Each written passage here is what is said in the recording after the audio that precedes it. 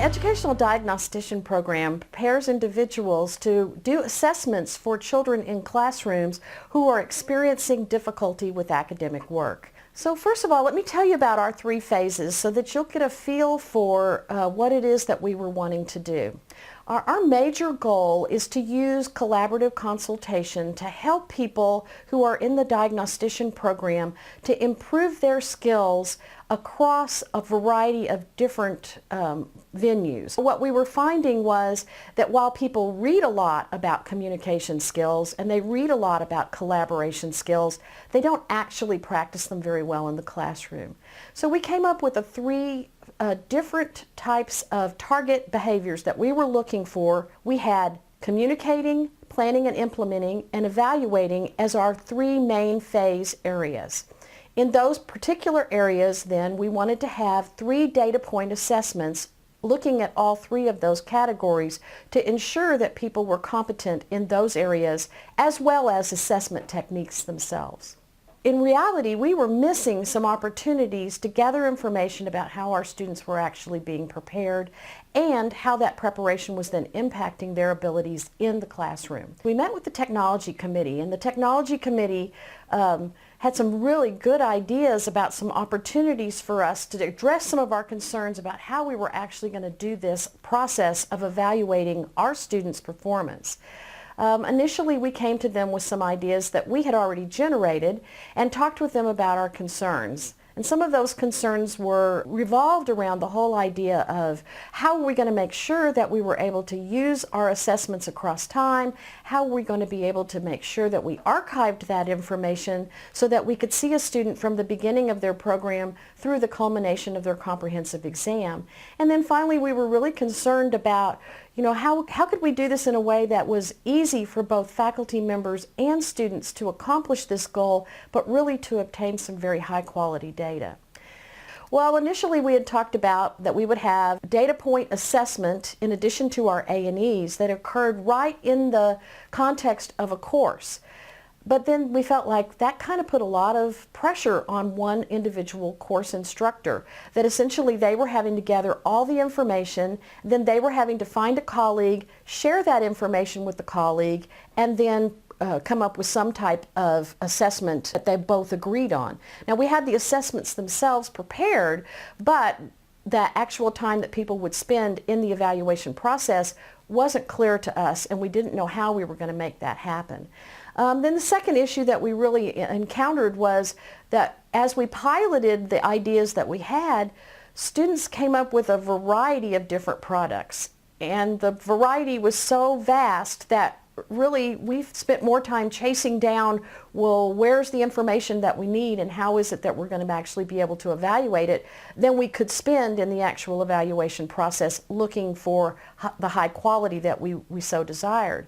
Another issue that we were really having was initially we were going to use YouTube to upload information, and we were very concerned about security issues. As you probably know, students with disabilities or those being assessed for disabilities have federally protected rights to confidentiality. So the reality of it was that when we went to the technology committee and they asked us if there was something we were interested in creating, we were like, we are absolutely interested, but we have no clue what we want. And thankfully, the technology committee came to the rescue for us. They created the TOMS system, the Trademark Outcomes Assessment Management System. I have to have help to remember that it gave us a venue for 2 different things.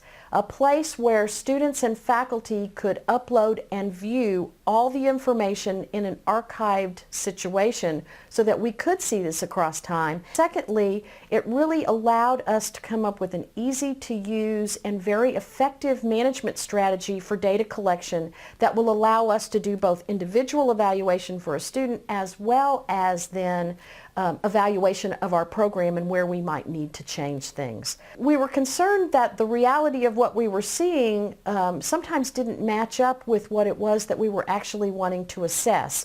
So a student might show us a video, but because we weren't able to do the direction of that video, that we might not actually begin to see the types of behaviors that we were looking for. And so the technology committee helped us to pull together a very organized system where you can see both our evidence data management document, as well as then our rubric where the student self-evaluates and the faculty member evaluates, and that the student is able to actually pinpoint the areas on the video by making a comment to show us where to look, which we thought was an excellent idea. When I first see the TOMS management system, I really liked it because everything is in one place. I can look at all the instructions and download my rubric and then upload my assignments and projects at the same place. That's very time saving, and then it's very convenient. Video is also very beneficial because I can add comments at the exact moment that I'm doing or demonstrating the skills I've been assessed for, and then and I can view people's comments at the exact moment that I might have made a mistake or something is not clear. Also, the self-evaluation system is very beneficial because as a student, we usually just go over the instructions and then submit our assignments. But now I get an opportunity to go back and then match my performance with the rubric and evaluate myself. That gets me an opportunity to know what I'm doing a lot better. In counselor education, we use videos to assess a student's ability to connect with the client.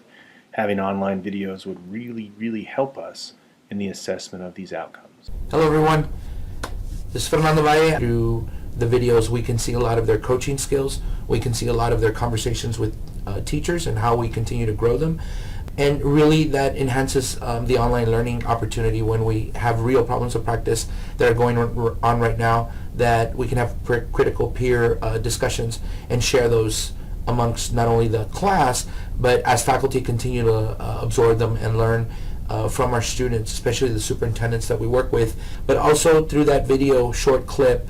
Now that you have it on your phone, now that it's easily accessible through your webcam, you know, there's really no limit to the resources that we have and what we can do. It's a matter of utilizing that space. Our hybrid and online courses continue to evolve and develop, and we should continue to adapt. And so I hope that your time here is well spent, and thanks again to the committee for helping us get some of these messages across. Thank you.